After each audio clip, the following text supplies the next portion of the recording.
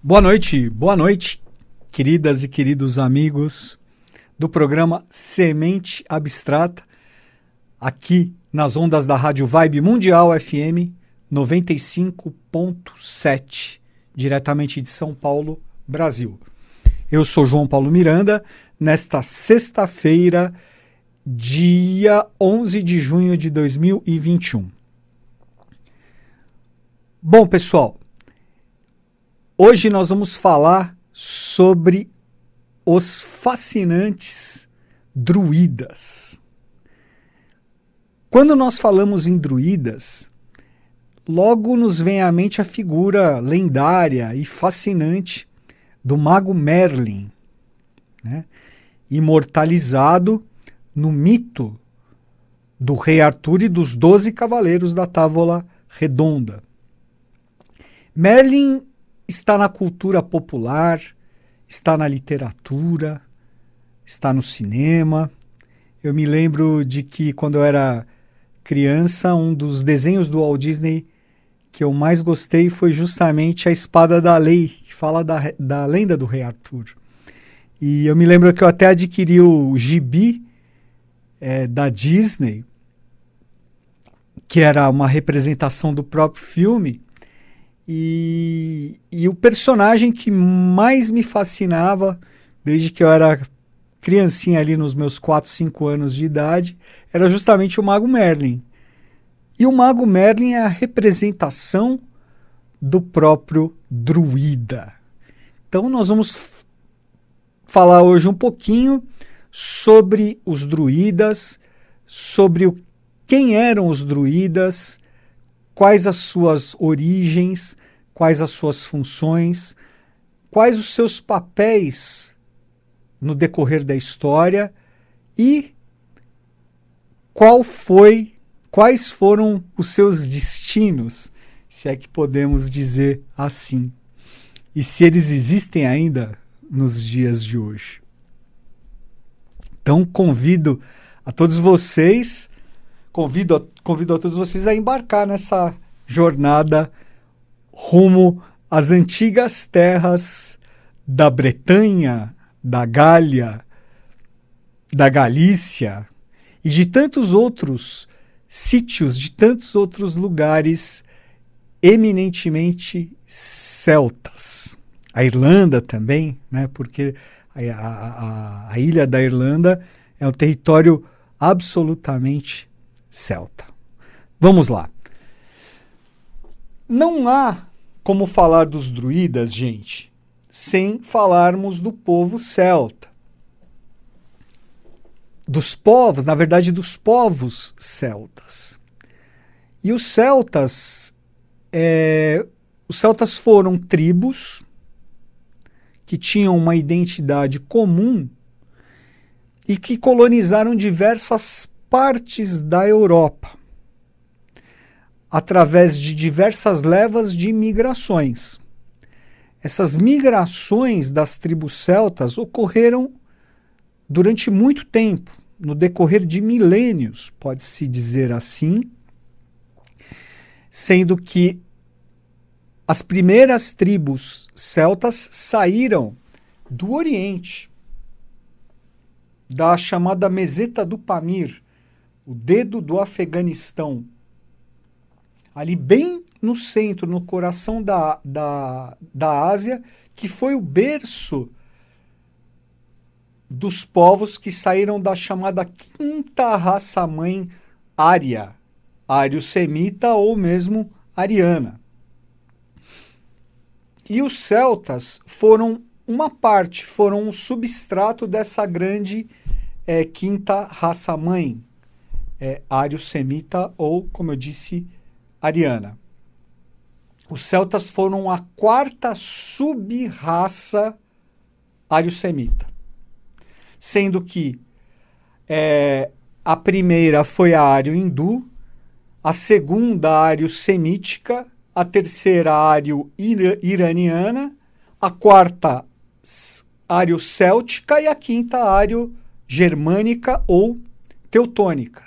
Lembrando que essa denominação, essa nomenclatura sub-raça não existe nenhuma conotação pejorativa ou negativa de querer denegrir um povo ou uma etnia. Não, nada a ver.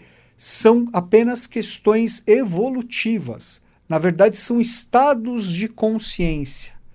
As raças mães, como nos ensina a teosofia, são grandes etapas evolutivas que revelam estados de consciência.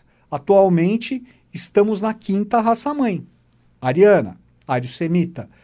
E os celtas foram o 4º extrato, o 4º substrato da 5ª raça-mãe. Sendo que o 5º foi o ário germânico, e atualmente nós estamos em vistas da 6ª e da 7ª sub-raças, que são chamadas de bimânica e atabimânica, que aí é um assunto para um outro programa, tá bom? Mas vamos aqui nos restringir aos celtas. Então, os povos celtas vieram ali do Oriente, ali do coração da Ásia, e foram migrando em direção ao Ocidente. Se estabeleceram primeiramente na região ali, na divisa entre nos Urais, né? Entre a Rússia e a Rússia, o que hoje é a Rússia asiática e a Rússia europeia, o Cáucaso, né? No caso é o Cáucaso, e depois foram se dirigindo mais ao Ocidente. Colonizaram na verdade a maior parte da Europa, e acabaram se fixando mais em determinados pontos, como a Galícia, na Península Ibérica, a Gália, que hoje em dia é praticamente todo o território da França, e as ilhas chamadas Ilhas Britânicas, a Bretanha, ou chamada Grã-Bretanha, que une Inglaterra, os territórios hoje da Inglaterra, do país de Gales e da Escócia, e a ilha da Irlanda, tá? Pois bem, os druidas eram os sacerdotes dos celtas, dos povos celtas. Mas eles não eram apenas sacerdotes.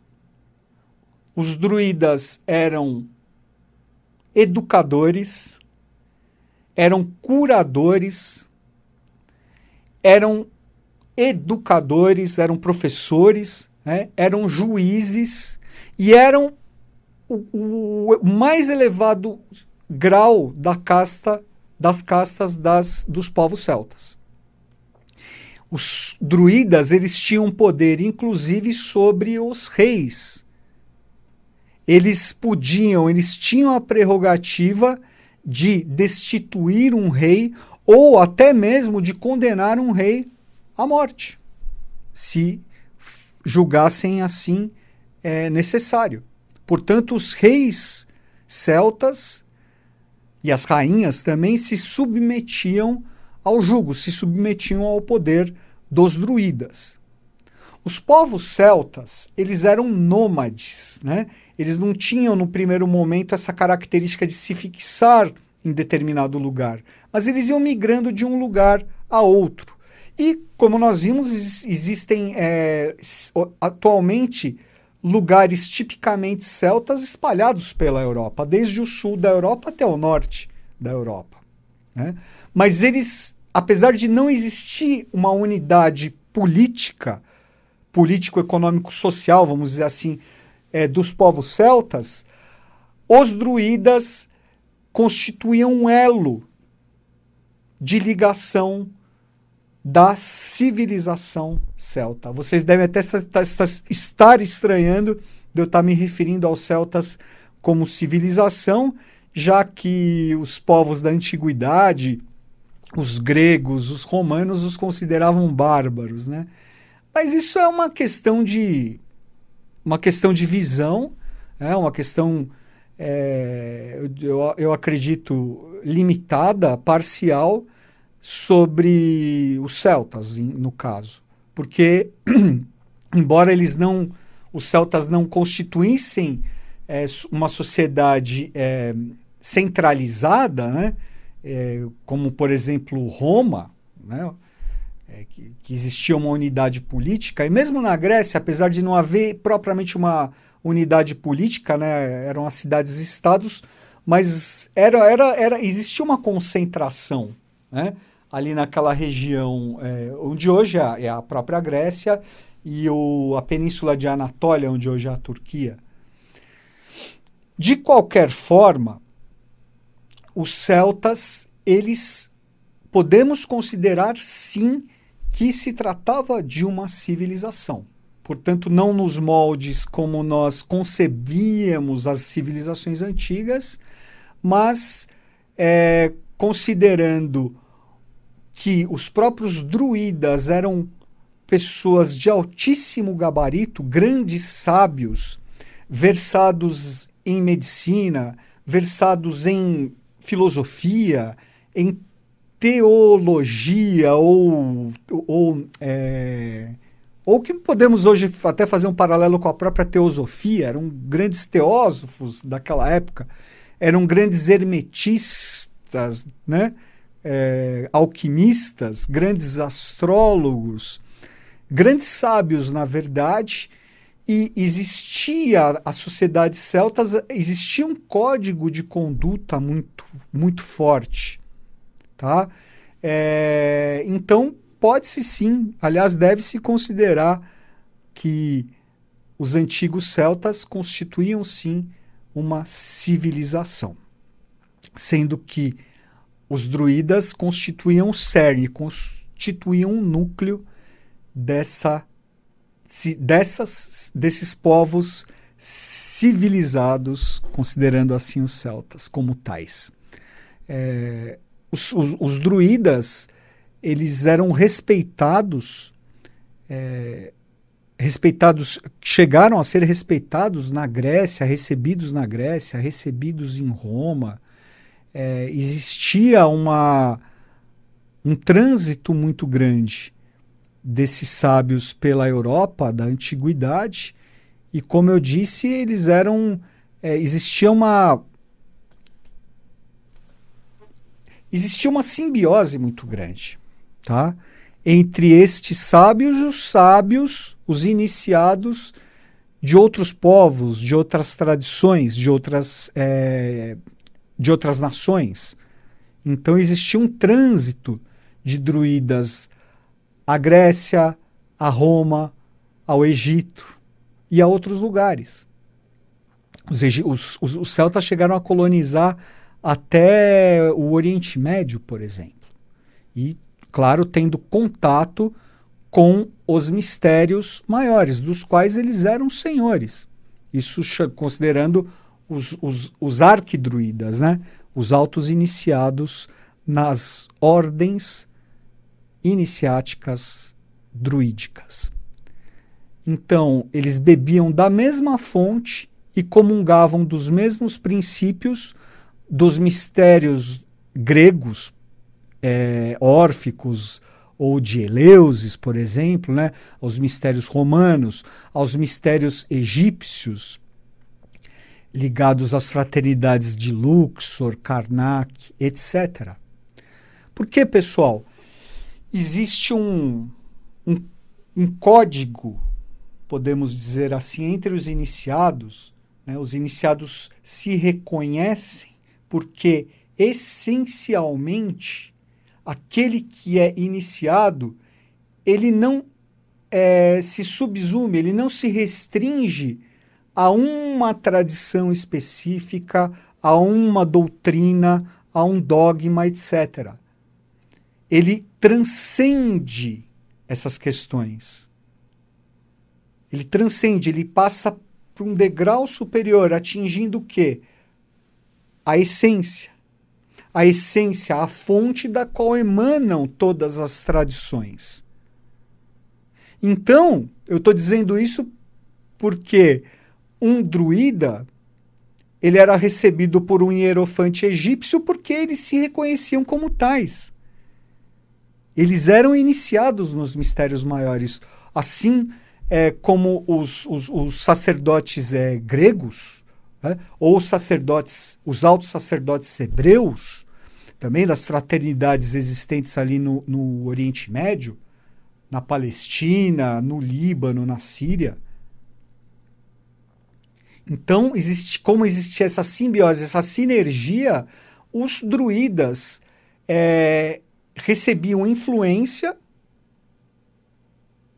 das tradições de outros povos, de outros lugares, assim como eles influenciavam também outros lugares e outros povos, outras tradições. Na história se costuma dizer que eles foram muito influenciados pelos pitagóricos, por Pitágoras e suas doutrinas,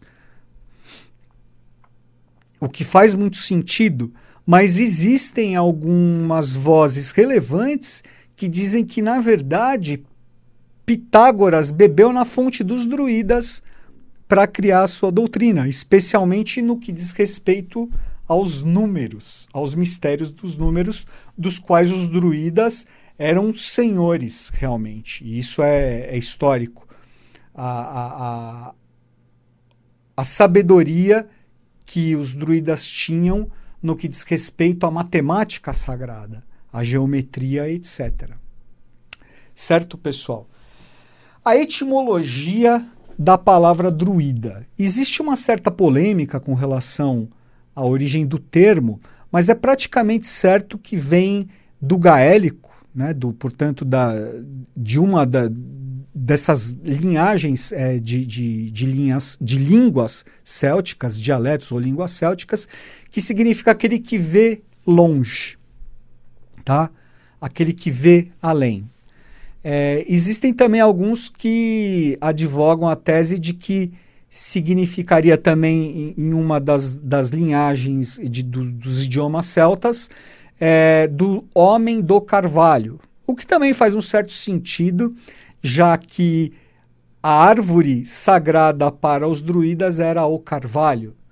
Os druidas faziam seus rituais na natureza, né, nas florestas, nos bosques, sempre na presença de um carvalho. Carvalho, uma árvore sagrada, e a árvore sagrada dos próprios druidas. Os druidas, eles, no papel deles de educadores, eles escolhiam as crianças, na verdade eles batizavam, diz que eles batizavam até os nomes, eles que escolhiam os nomes das crianças. E conforme eles observavam as aptidões das crianças, eles escolhiam, né, eles direcionavam o caminho que a criança ia seguir no futuro. Então, se a criança tinha uma vocação para a guerra, eles treinavam para se tornarem guerreiros e guerreiras, né? Porque os druidas também eram guerreiros. Eram monges, sacerdotes e ao mesmo tempo guerreiros. Nas frentes de batalha, e os celtas eram grandes bravos nas batalhas, né? Eram muito corajosos, chegaram até a ser muito elogiados por Júlio César no seu livro Comentários às Guerras Gálicas, né?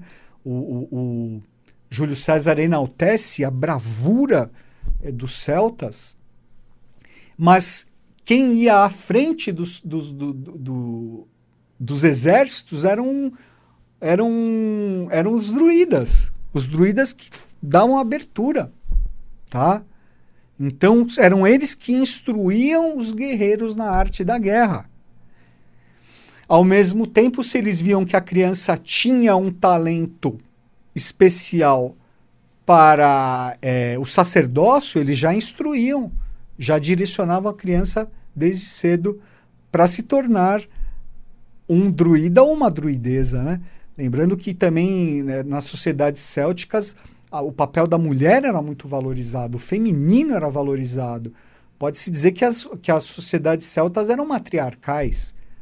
E existiam as sacerdotisas célticas no mesmo molde das vestais romanas, das pitonisas gregas. Tá? Eram as druidezas. As druidezas, elas zelavam pelo fogo. Existiam centros iniciáticos, né? Escolas iniciáticas femininas das druidezas na ilha de Sain, na Irlanda, por exemplo, e também no Monte Saint-Michel, onde hoje é na França, né? Eram colégios femininos.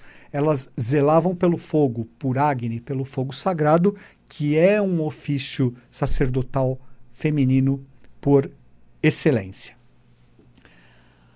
Os druidas eram divididos em três classes principais.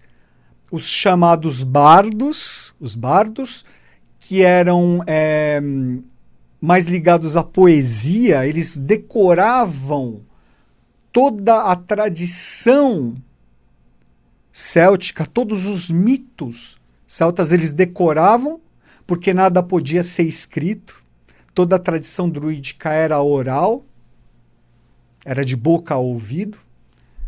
Então, os bardos eles decoravam os cerca de 20 mil versos dos mitos célticos e transmitiam através do quê? Da poesia, da música.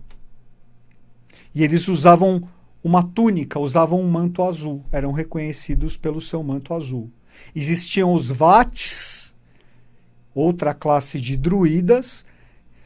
Os vates eram versados na arte da cura, das curas, né? Magnetismo, taumaturgia, né? Conheciam as propriedades medicinais das plantas, etc., e trabalhavam como curadores, os vates. E, finalmente, os druidas, e os vates usavam uma túnica, um manto verde. E, finalmente, os druidas propriamente ditos, que usavam túnicas brancas e que constituíam o mais alto grau dentro da hierarquia druídica. Eram os altos iniciados, os altos sacerdotes. E eram os iniciadores, tanto dentro da ordem druídica como na religião exotérica, nas religiões exotéricas e em toda a sociedade celta, todas as sociedades celtas. Lembro que eles tinham papel na educação, na religião e social também, político e social. Certo, pessoal?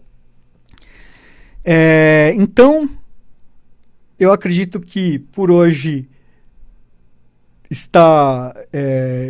Por hoje, então, fechamos por aqui o nosso bate-papo sobre os druidas.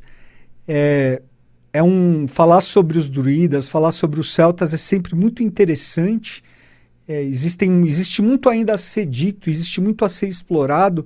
Teremos oportunidade de falar em futuros programas, até quem sabe na semana que vem podemos falar um pouco mais, elucidar um pouco mais, aprofundar um pouco mais sobre os druidas e sobre os celtas também. Mas hoje, realmente, o nosso tempo está se esgotando, então ficamos por aqui. Quero agradecer mais uma vez pela audiência e pelo carinho de todos vocês e desejar a todos uma semana iluminada.